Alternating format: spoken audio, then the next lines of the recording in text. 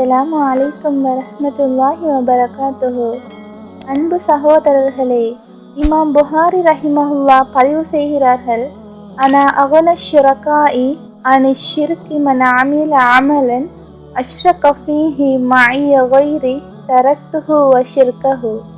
அல்லாஹ்வுடைய தூதர் ஸல்லல்லாஹு அலைஹி வஸல்லம் அவர்கள் கூறுவதாக சொல்கிறார்கள், அல்லாஹ் என்ன கூறுகிறான், நான் ஷிர்கிலிருந்து தேவையற்றவன், எனக்கு எந்த பங்காளியும் தேவையில்லை, எனக்கு எந்த ஷரீக் கூட்டாளியும் தேவையில்லை.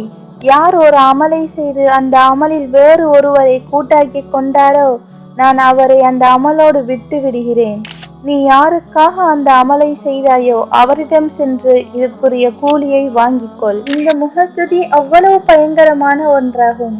இது ஒரு மறைவான ஷிர்க்.